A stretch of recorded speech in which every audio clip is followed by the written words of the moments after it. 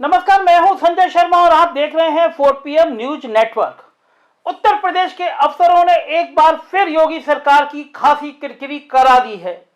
हाथरस गुड़िया का gang rape जिसने पूरी दुनिया में तहलका मचा दिया था, आज उस सीबीआई की जांच ने साबित कर दिया कि यूपी के अफसर झूठ बोल रहे थे, डंके की चोट पर कह रहे थे गैंग रेप नहीं हुआ, मगर सीबीआई ने साफ कर दिया कि उस मासूम बच्ची के साथ गैंग रेप हुआ था और उसकी हत्या कर दी गई थी।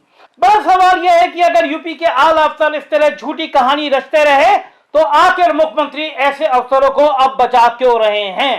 हाईकोर्ट लगातार तल्ख होता रहा है और पूछा है कि डीएम को वहां पे क्यों बरकरार रखा गया है।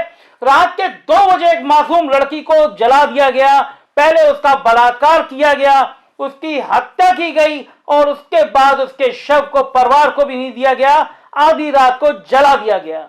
जो व्यक्ति इसके लिए दोषी है वो डीएम अभी तक हाथरस में बना हुआ है।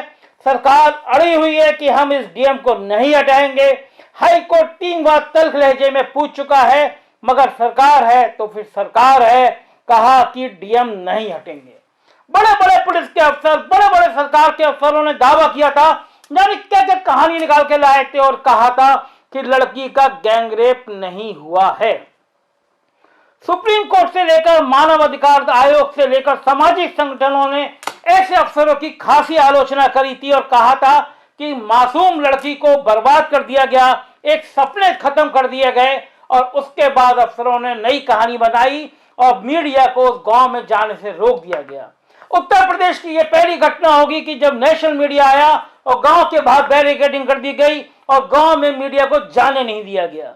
भयंकर हल्ला मचा, प्रधानमंत्री तक मामला पहुंचा और आखिर में मीडिया गांव में गया तो एक के बाद एक किस्से सामने आने लगे, मगर अफसर थे बेशर्मी की पराकाष्ठा पे थे, कहते रहे कि ये विपक्ष का हमला है, विपक्ष झूठ बोल रहा है।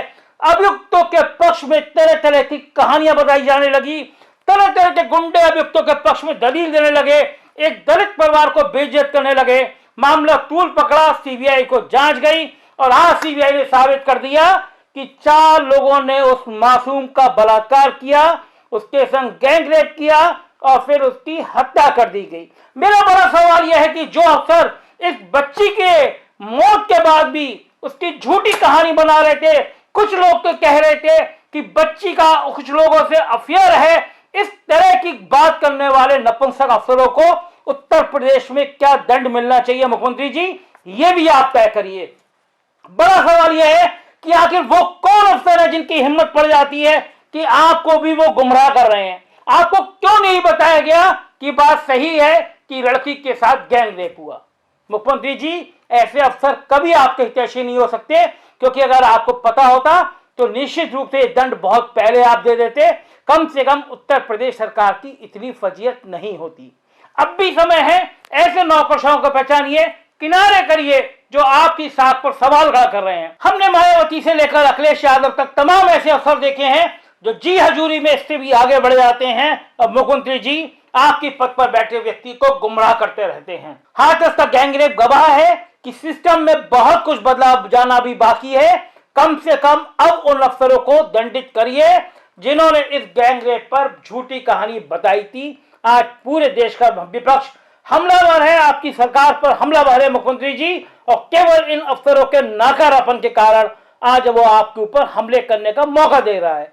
जाहिर है गुड़िया को इंसाफ मिलने में अभी समय लगेगा, लेकिन एक बात साबित हो गई कि जिस लड़की का इस तरह चरित्र हनन किया जा रहा था, वो नाकारा लोग आज कम से कम रात को चैन से नहीं सोएंगे।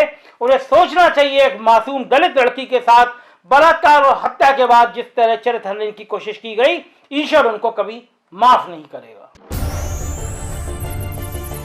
अगर आप बेबाक और निष्पक्ष खबरें देखना चाहते हैं तो हमारे चैनल को सब्सक्राइब करें और बेल आइकन को दबाएं।